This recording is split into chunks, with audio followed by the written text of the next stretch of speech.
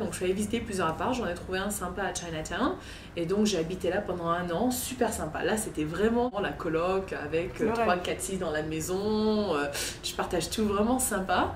Et et puis après tu vois petit à petit c'est vrai que je me suis fait plus d'amis, tu sais ton cercle d'amis s'ouvre et puis là j'avais rencontré une fille de Norvège avec qui je m'entendais très bien à l'université. On a décidé d'habiter ensemble en coloc parce que c'est vrai que bon après quand tu découvres la colocation 6-7 c'est marrant mais après tu dis bon c'est un peu trop aussi. Pour ça je me dis bon ça peut être sympa finalement 2, tu vois, juste 2 ou 3, tu vois, 2-3 et c'est ce que j'ai fait jusqu'à présent quoi. J'avais toujours vécu en coloc avec 2-3 personnes, ça c'est bien, ça c'est idéal quoi. Et puis eux ils amènent du monde, tu vois, ils amènent des copains, tu rencontres du monde, ça a vraiment un avantage quand tu arrives d'habiter en colocation, ça c'est important.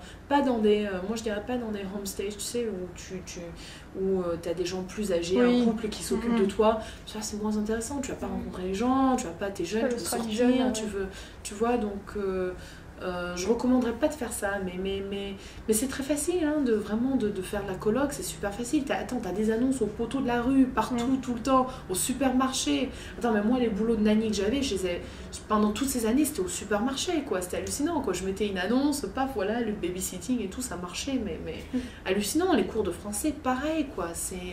Ah non, moi j'ai vraiment... Et c'est pour ça que je le vois pas trop changer maintenant, quoi. Je vois encore toujours la même chose, toujours les annonces dans la rue, toujours les annonces au supermarché, toujours autant d'opportunités. Si je veux faire du babysitting ou des cours d'anglais, je mettrai dans le journal, je sais que ça va sortir, j'aurai plein d'appels, tu vois.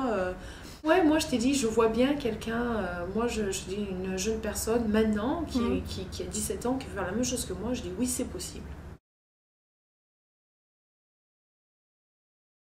Moi je vois tous les jours des annonces pour des profs de français, ils ont besoin de profs.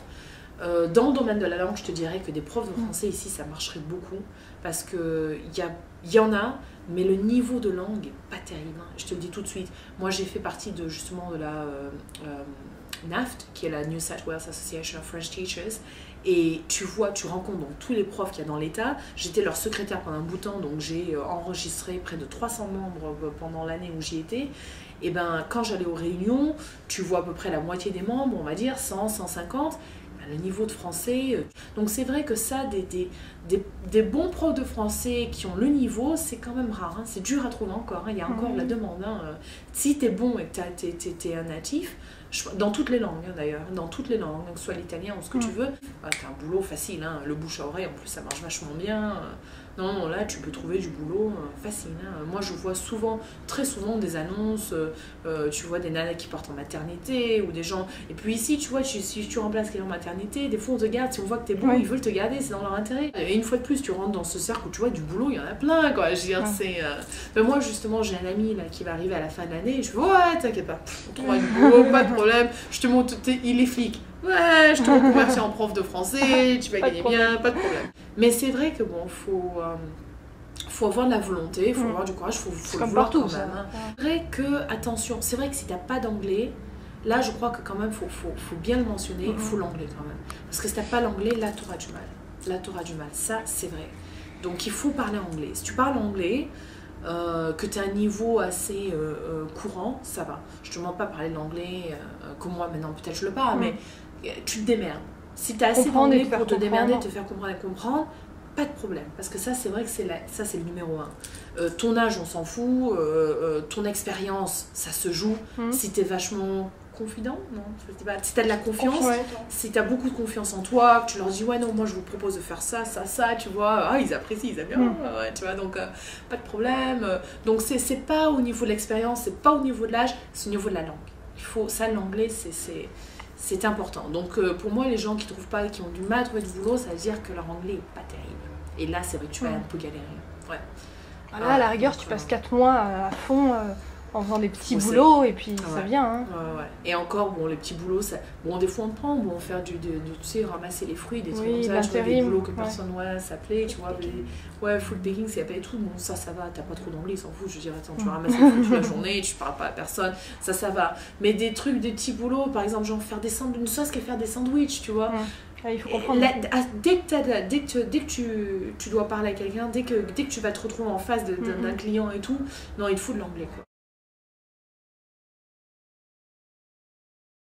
la ville. Vivante, putain, c'est le premier mot qui me... Vivante, j'avais envie de dire quelque chose, la mer, l'opéra, tu sais, pour moi, c'est... Parce que bon, c'est mon quartier aussi, tu sais, c'est... le pont de Séné, l'opéra, tu sais, la mer, c'est toujours... C'est les icônes, en fait, hein, mais c'est ça, quoi, c'est... mais tout en étant ça, tu vois, tout en étant vivante, dynamique, il y a ce côté aussi que j'aime bien qui est free spirit, tu vois, layback free spirit. C'est très cosmopolitaine, multiculturelle, etc. Mais qui accepte donc beaucoup de choses. Tout et toléré, si tu veux, c'est ça. Pour moi, tout est toléré à Sydney. Tout. Mais si tu vas dans l'Australie plus rurale, plus profonde, là, tu vas pas trouver ça. Là, par contre, les gens vont te regarder. Attention, faut pas... c'est là c'est vraiment le layback, comme ils disent, mais à fond, quoi. Quand tu sors des grandes villes, avec les... les grandes fermes, les grandes propriétés, les gens sont pas habitués à ça, tu vois, ils sont quand même un peu... c'est là où tu retrouves la distance. L'Australie, c'est un continent, l'isolement, tu vois. Donc, bon, même si de nos jours, il y a Internet, tout ça, tu as accès sur le monde, mais cela dit, avoir accès sur le monde, ça te change pas, tu vois. Si toi, tu grandis, c'est pas ton quotidien. Tu passes pas plus de temps sur internet normalement que tu passes dans ta vie de tous les jours à bosser, à faire ce que tu veux, tu vois, c'est l'inverse, quoi. Tu vas passer quelques heures connecté au monde, après tu vis ta vie, quoi, ça c'est normal. Donc forcément ta vie, ce que tu ressens tous les jours, ce que tu vois tous les jours, dans l'Australie rurale ou l'Australie d'ici, dans les petites villes, c'est pas du tout ça, hein. Tu vas pas te retrouver la même mentalité qu'ici, hein. C'est, au contraire, ils vont avoir du mal à comprendre les accents, ils seront pas habitués aux accents, ils auront du mal à comprendre les accents, ils auront du mal à comprendre comment t'es habillé, tu vois, enfin si tu portes vraiment un truc un peu trop provoquant.